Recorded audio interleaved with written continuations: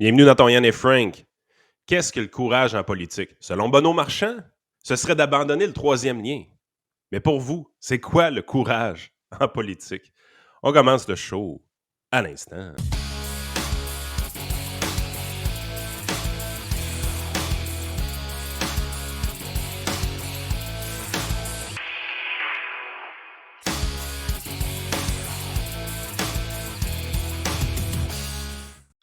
Yes, sir, Frank, Yes, la sir. victime du jour. Est-ce Ben qu'elle oui, est ben prête? oui. Écoute, j'en ai deux.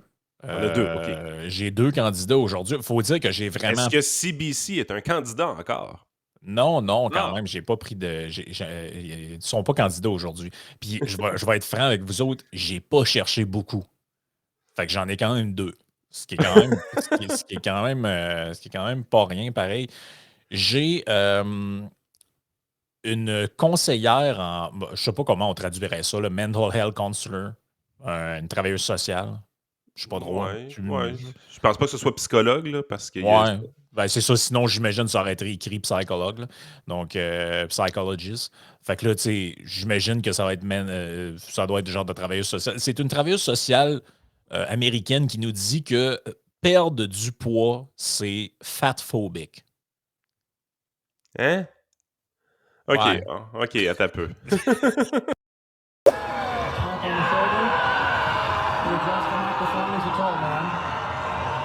There's so much potential for beauty and for devastation. OK, perdre du poids, c'est être grossophobe. Exactement. Et là, l'extrait est quand même. C'est une vidéo que la fille a faite là, qui dure à peu près 2 minutes, fait qu'on n'écoutera pas ça au complet, là.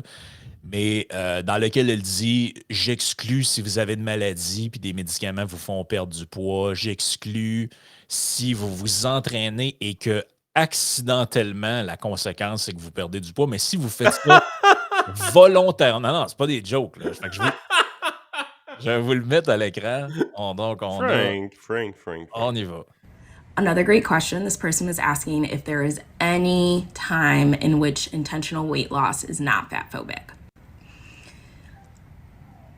I'm going to say 99.9% of the times, if you are intentionally losing weight, it is fat phobic. I'm leaving that 0.01% in case I am truly wrong, Oh, but in case. I don't think I am. And here's the reason why. I'm not saying if you actually. Et là, Man, t'es dans le champ solide, ma belle. Et là, elle s'explique après, elle dit ce que je te dis, là. Ouais, j'exclus si vous avez une maladie ou mettons que vous vous entraînez pour être plus en forme et que accidentellement vous perdez du poids, je vais vous exclure. Mais mettons que vous allez au gym en vous disant j'ai un 20 livres à perdre, ça c'est transphobique. Je serais curieux de savoir ce que. Transphobique, c'est pas les gars trans, excuse, Frank, sacrament. Excuse, Non, fatphobique. les trans, c'est des gars qui changent en filles. C'est Ouais, pas ouais. des gros trans. Voyons, de quoi tu parles? C'est Non, grossophobe. je sais pas pourquoi. Ça doit être ça que j'avais dans la tête. C'est fatphobique, excuse. Ben ouais. Grossophobe, merci pour ça va pas te faire plaisir aux amants de la langue française. Je serais curieux de savoir, il faudrait que tu demandes à Pascal ce qu'il en pense de ça demain dans le live du matin du motivateur. Mais écoute, je l'ai trouvé quand même assez spécial, celle-là. Donc, les gens, mais dans le fond, les gens sont fatphobiques par rapport à eux-mêmes. C'est ça qu'il faut comprendre. T'es-tu vraiment en train de psychanalyser ça, toi, là? Ben, je me dis, c'est quand même une mental health counselor, là. C'est pas. Tu sais, c'est pas une fille qui vend de la limonade sur le bord de la rue, là. C'est quelqu'un qui est formé, en tout cas, de ce qu'elle prétend. Je trouve ça un peu spécial. On fait affaire avec une vraie experte. Oui, c'est ça, une vraie experte. Fait que ben, les gens, vous pouvez nous dire ça. Là, C'est si du vous trolling, allez. ça. Non, sérieusement, c'est du trolling. T'essayes de dire l'affaire la plus débile qu'il n'y a pas pour avoir des likes, là. Je veux dire, tu peux pas dire ça suite à des études puis à des grandes analyses, là. Ben écoute, tu sais, est-ce qu'il y a des gens qui s'inscrivent dans des gyms parce qu'ils ont été shamés par du monde de leur entourage ou des trucs de même? Je le croirais. Mais de là à prétendre que c'est 99,9% du fat faux bashing. Je pense qu'il faut se calmer les nerfs un peu. Là. À bas le gros trans. Bon. Ouais. Écoute, je peux te mentionner quand même le deuxième candidat parce que je le trouve assez solide, merci. Un couple se venge contre Airbnb en laissant les robinets ouverts pendant 25 jours. C'est une histoire qui est assez capotée. Là. C'est raconté par le très Mais c'est quoi? sérieux Journal de Montréal. Il voulait faire chier la personne qui les a loués Ouais, ben c'est ça. l'habitation. Le bout là-dedans, c'est qu'il y a le côté, entre guillemets, super neutre et objectif du média qui rapporte la nouvelle pour se venger contre Airbnb. Non. C'est pour se venger contre la personne qui loue sur Airbnb, mais c'est plus vendeur de mettre ça de même dans le titre. Et là, évidemment, comme tous les trucs un peu clickbait de Québécois, on te laisse penser que ça se passe ici, mais en réalité, ça se passe à Séoul. Et voici ce qu'on nous dit. Incapable d'annuler sa réservation sur Airbnb, un couple de voyageurs se serait vengé sur le propriétaire d'une villa à Séoul en laissant les lumières sur les appareils électroniques et les robinets ouverts durant 25 jours. Au total, le couple originaire de Chine aurait gaspillé plus de 120 000 litres d'eau durant son séjour pour donner une leçon aux propriétaires après qu'il ait refusé d'annuler leur réservation, a rapporté South Morning China Post lundi. Bref, du monde vraiment intelligent. Là. J'ai fait de la location Airbnb pendant un bout avant que la mafia du Québec commence à changer le règlement. Là. Sérieusement, les politiques d'annulation sont extrêmement claires. Puis moi, j'avais une politique d'annulation stricte. Tu sais, je voulais pas me faire chier. Là. J'avais d'autres choses à faire dans ma vie que me faire chier avec quelqu'un qui annulait de dernière minute. Fait que si tu annulais 14 jours avant, je pense, de mémoire, tu n'étais pas remboursé.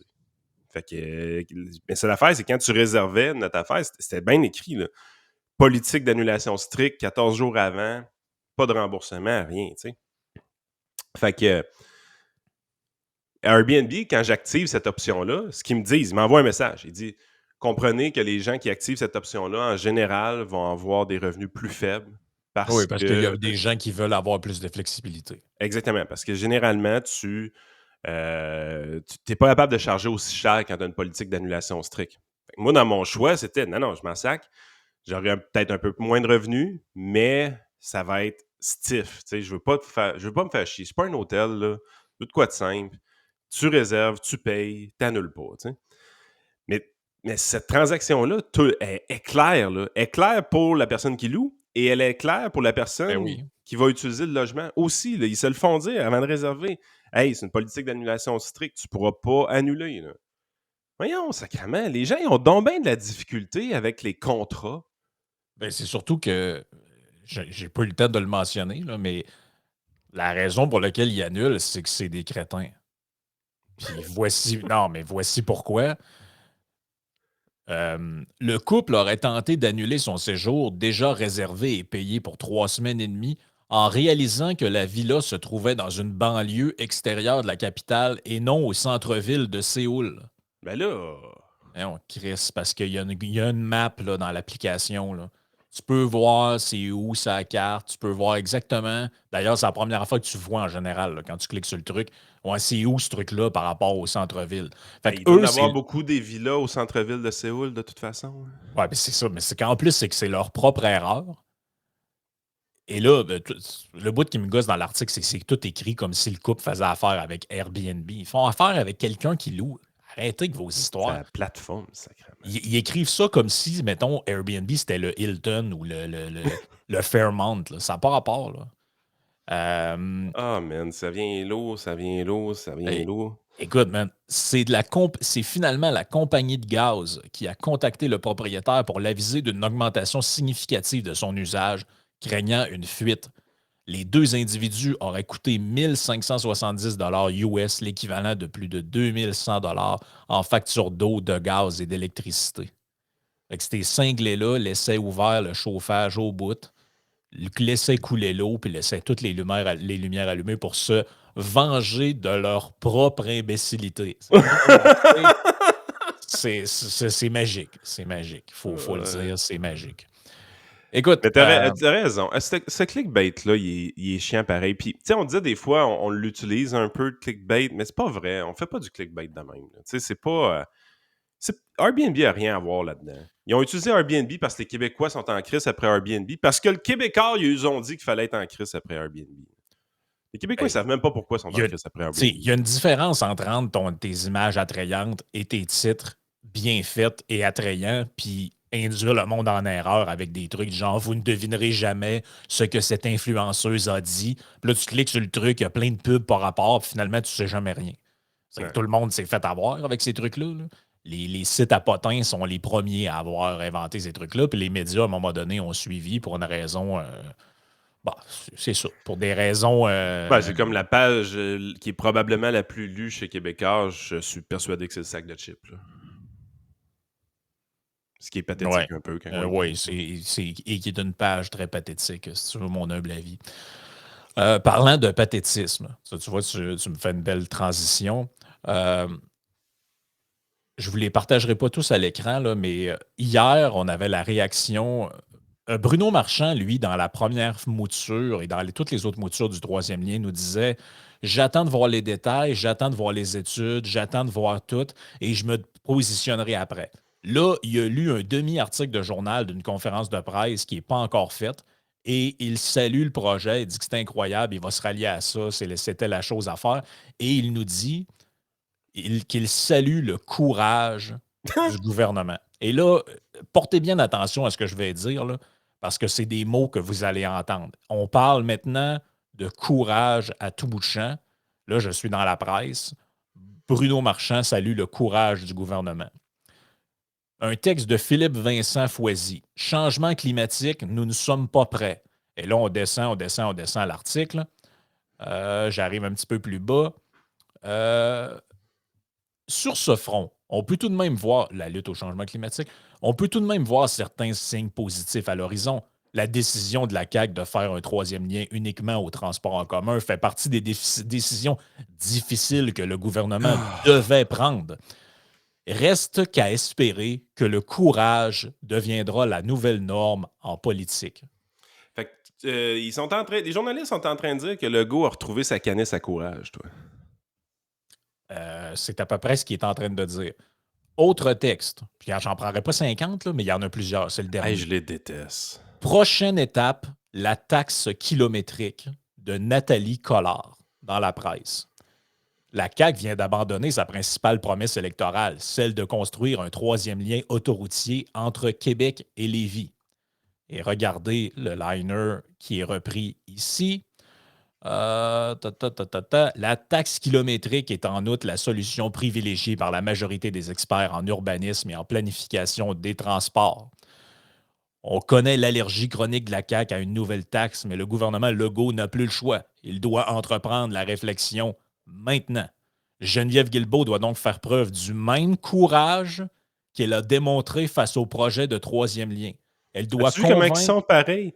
Ils ont eu en partie ce qu'ils voulaient et ça prend pas une journée.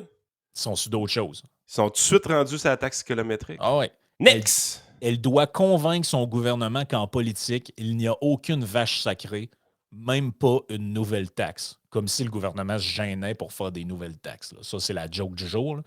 Donc, chers amis, le courage, savez-vous c'est quoi le courage? C'est de bafouer la démocratie. Faire des choses, puis Bruno Marchand, il l'a dit l'autre fois, hein, quand il est revenu de son truc à Copenhague, d'ailleurs, monsieur, on a une planète à sauver. En ce moment, il est en France.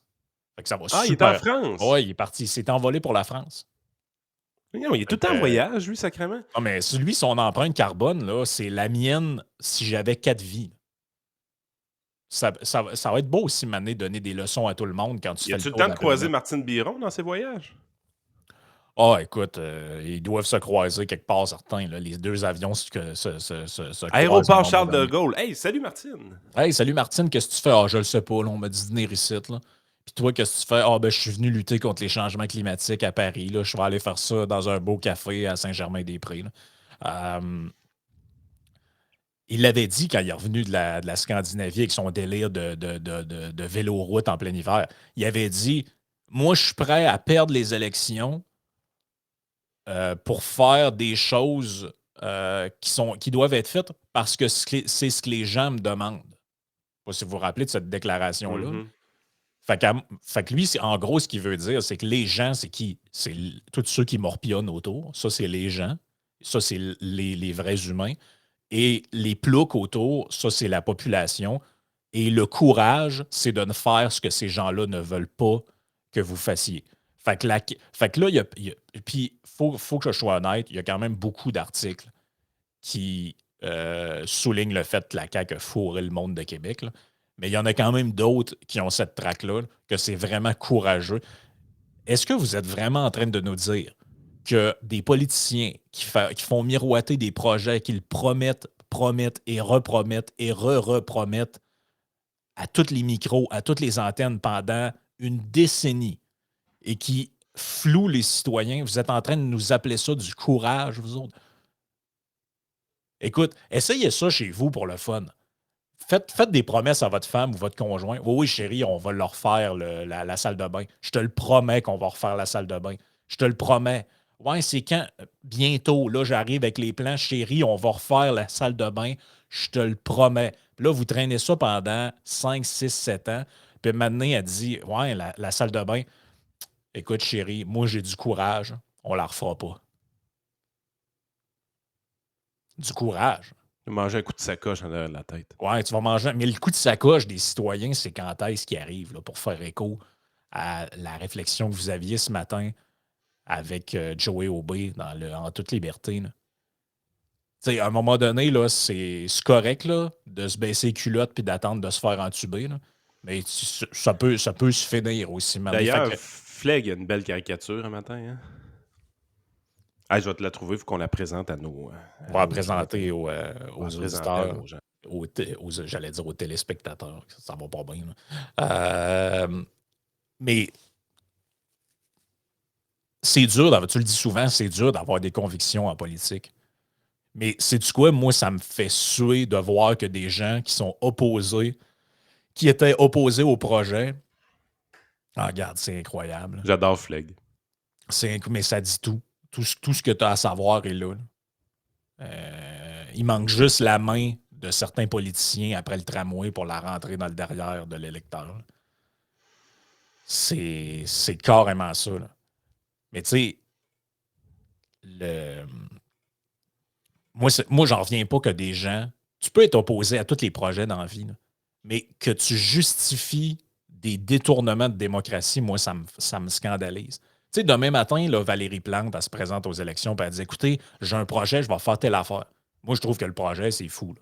Mais, parfait. Les gens de Montréal votent pour elle à 50 %, 55 %. Just do it. Si elle arrive après 3 semaines puis elle dit « Savez-vous quoi? Finalement, j'ai du courage, je le ferai pas. » Je vais dénoncer son affaire. Parce qu'à un moment donné, ça n'a pas de sens, cette Christine Manie-là, de tout le temps flouer les citoyens. Après Puis, ça vient donner des leçons de démocratie. Écoute, là, il prouve courageux, mais quand c'était le temps du budget, la CAQ s'est fait élire en disant qu'elle allait avoir des baisses d'impôts. Le budget s'en allait. Les journalistes ont tout fait pour qu'ils ne le fassent pas. Puis ils disaient que c'est le temps d'agir avec courage et de refuser les baisses d'impôts, blablabla. Ils ne l'ont pas fait, évidemment, puis ça a été dénoncé par la classe médiatique. Pourquoi, sur certains sujets, la CAQ décide d'aller avec les journalistes, puis sur d'autres sujets, elle décide d'aller contre les journalistes? Je ne le comprends pas.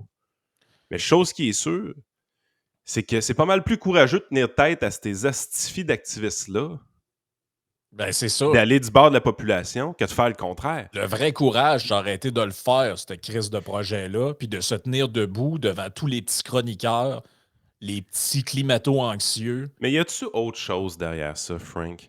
Ben, c'est tu le dis en privé, c'est une histoire de subvention du fédéral. Ils se sont informés, puis le fédéral leur a dit, regarde, s'il y a des chars qui passent là-dedans, on vous donne pas une crise de scène. Moi, je pense qu'on va avoir d'ici une semaine ou deux, là, c'est de la pure spéculation, ce que je vous dis là, j'ai aucune information qui me dit ça. Mais mon guess, d'ici très peu de temps, vous allez avoir une conférence de presse avec le fédéral qui dit qu'il finance le projet. Puis, parce que de mémoire, le troisième lien, le financement fédéral, il n'était pas cané. Là. Non, il n'était pas cané. Fait que c'est tout ça, le style niaisage. Oh, ouais. Écoute, j'ai écrit le 30 mars 2022 sur Patreon un texte qui s'appelle encore La Nouvelle Monarchie, dans lequel j'expliquais que maintenant, au nom de l'environnement, on pouvait bafouer la démocratie, on pouvait faire le contraire de ce que les gens ont voté pour, puis ça dérangeait personne. Et je donnais quelques exemples.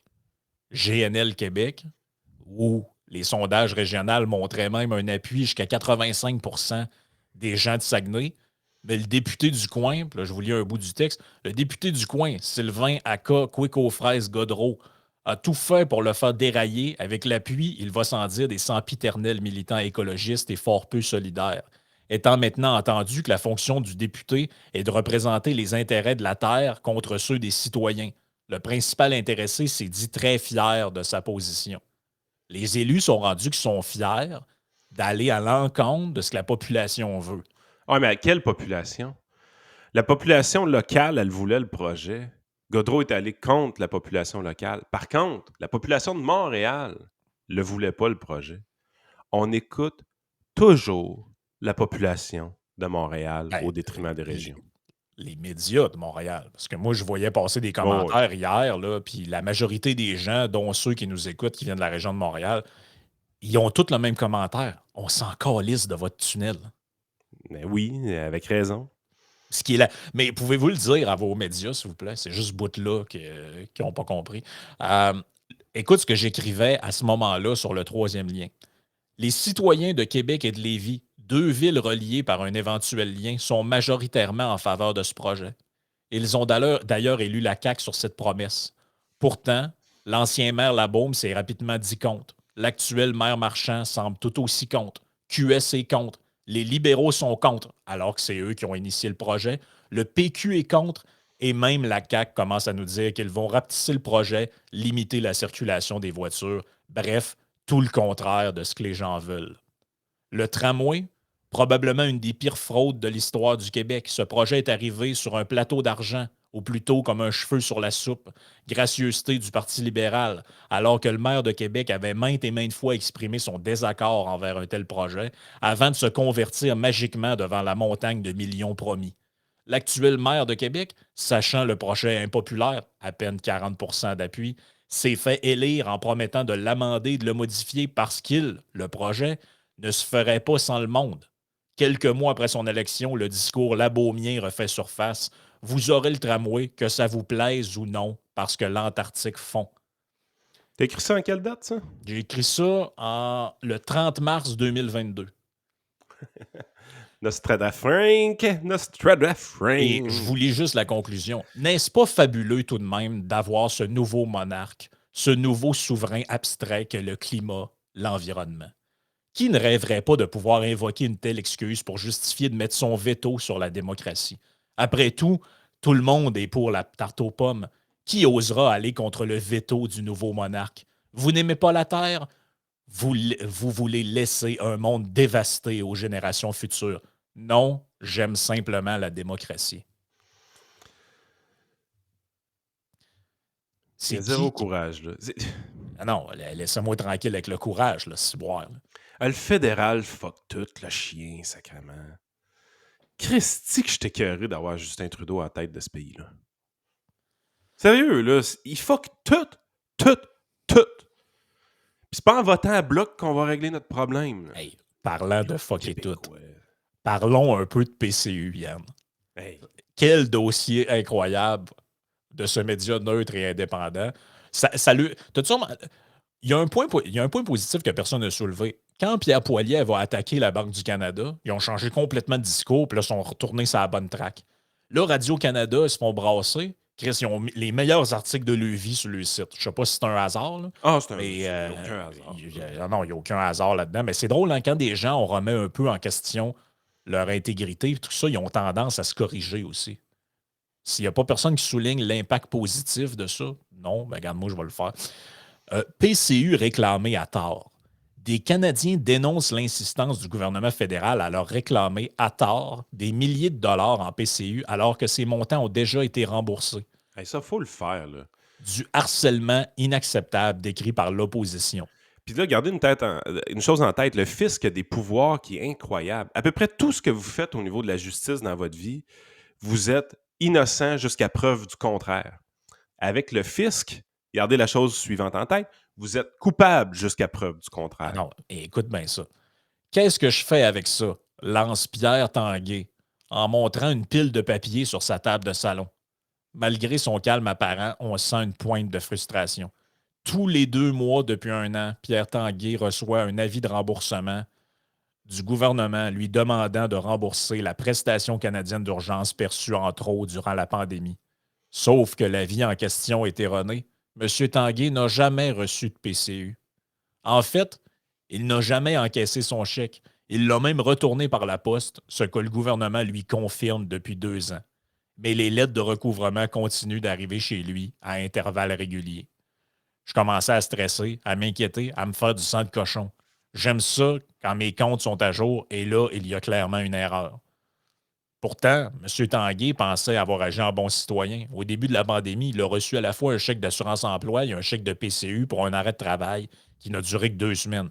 Je me suis dit, la PCU, je l'ai reçue en trop, ça doit être une erreur. Je vais juste leur remettre le chèque. Affaire réglée. Il a fait la pire affaire que tu peux faire avec ces fonctionnaires-là. Parce que eux autres s'attendent à ce que tant. Puis c'est pas une critique envers le monsieur, comprenez-moi bien. Là. Mhm. Eux autres s'attendent que tu encaisses le chèque. Fait que comme ça, quand ils te le réclament, tu le rembourses. Puis tout ça. Ça, c'est ce que tout le monde fait. Fait que ce que tout le monde fait, ils sont habitués de dealer avec. Quelqu'un qui dit Hey, je devrais pas avoir ce chèque-là, je prends le chèque et je leur retourne. Asti, il a tout fait fucker le patente. Non, La non, procédure 38A2Z4Y, là, elle pouvait pas s'appliquer dans son cas. Le fonctionnaire qui a reçu le chèque était fourré, il savait pas quoi faire avec. Il l'a déchiqueté, puis il n'a pas corrigé le système, rien. Quand tu fais quelque chose avec les fonctionnaires du fisc qui sort un petit peu de l'ordinaire, là, à ce prix, ils sont mêlés dans le lacet pour un Christi de temps. Puis ça marche par Capoté. département. Le recouvrement ne parle pas au service à clientèle, puis toutes ces affaires-là. Fait que tu te fais dire des affaires à une place, personne veut arriver puis vraiment avoir la réponse définitive. Il reste tout le temps un peu vague, un peu flou. Finalement, tu te rends compte que c'est la job d'un autre département, et ainsi de suite. Écoute, c'est capoté. Que ce soit fédéral ou provincial, c'est le bordel dans les 2 places. C'est le bordel dans les 2 places. Quand le chiffre ne fonctionne pas, ils sont tout mêlés. Mais c'est toujours de ta faute. C'est toujours de ta faute. Chaque fois qu'il contacte l'ARC, on lui demande d'être patient. C'est toujours la même réponse. Attendez, ça va se régler. Attendre quoi? Je n'ai pas envie que les mesures disciplinaires augmentent. C'est un peu frustrant. Pierre Tanguay n'est pas le seul à vivre cette situation. Maude et Corinne Roy sont jumelles. Les 2 jeunes femmes ont reçu de la PCU par erreur en 2020. Elles ont encaissé le chèque. L'été dernier, elles ont remboursé le gouvernement par l'entremise de leur institution bancaire. Le mois suivant, elles ont quand même reçu une demande de recouvrement par la poste. Les filles étaient stressées, raconte leur mère. Elles avaient peur de devoir payer en double. C'est gros, le gouvernement, d'un coup qui a perdu notre argent. L'incertitude et l'angoisse ont duré 9 mois. J'essayais de les rassurer. On a la preuve que les paiements ont été faits, relate Mme Lapointe, mère des jumelles. Malgré tout, les avis de recouvrement ne cessent pas. Pour éclaircir la situation, Maude entame alors une partie de ping-pong avec le gouvernement. Chaque personne à qui elle parle lui donne un numéro de téléphone de la personne avec qui elle venait de parler juste avant. Bref, ça tourne en rond. Après 5 jours de démarche à parler avec 5 personnes différentes, le mystère est élucidé. Le remboursement de PCU a été effectué au mauvais ministère. La situation, promet le gouvernement, est sur le point de se régler. Mm-hmm. On est tombé dans un crack du système. Un agent du gouvernement nous a dit « Vous n'êtes pas les seuls, il y en a beaucoup. » On a même dû créer une procédure spéciale à l'interne pour gérer des cas comme ça. C'est la 78Y4B-3. Écoute, c'est capoté, là. C'est procédure spéciale. Chris, t'es obligé d'avoir une procédure pour te servir de ta tête, sacrément. Pas moyen d'avoir du jugement dans ces départements-là. C'est hallucinant. Puis le fisc, là, c'est intimidant pour la plupart des gens parce que la plupart des gens sont salariés. Ils n'ont pas à dealer avec le fisc d'une manière très fréquente. Le fisc, pour eux autres, c'est le remboursement d'impôts qu'ils ont à la fin de l'année ou la cotisation fiscale qu'ils ont à la fin de l'année. Puis c'est tout. Ou t'appelles pour avoir le Christine numéro parce que ton compte est gelé parce que ça fait 3 ans que tu t'es pas connecté dessus. Là. Exact. Ça, c'est la relation normale des citoyens avec le fisc. Ce qui est arrivé avec la PCU, puis les remboursements de PCU, c'est que là, les gens ont à dealer avec les fonctionnaires. D'habitude, il y a à peu près juste les entrepreneurs et les travailleurs autonomes qui sont jamais que ces débiles-là. Mais là, tout le monde, ils sont pognés pour dealer avec eux autres, puis ils se rendent compte qu'ils sont surchargés. parce qu'ils sont pas efficaces. Ils sont embourbés dans leur télétravail. Ils sont embourbés dans leur grève également, là, présentement, les fonctionnaires Exact. fédéraux. Oui. Vous avez vu ce qui s'est passé au passeport, et ainsi de suite. Quand tu as à dealer avec ces fonctionnaires-là puis qu'ils sont mêlés dans le lacet, il n'y a rien qui avance. C'est la faute de personne et tout prend du temps. Tout prend du temps et tout fonctionne aussi par la poste. Là. Parce que tu as beau parler à quelqu'un au téléphone, tu dis OK, fait que là, c'est réglé. Ouais, vous allez avoir éventuellement un avis de confirmation que c'est réglé.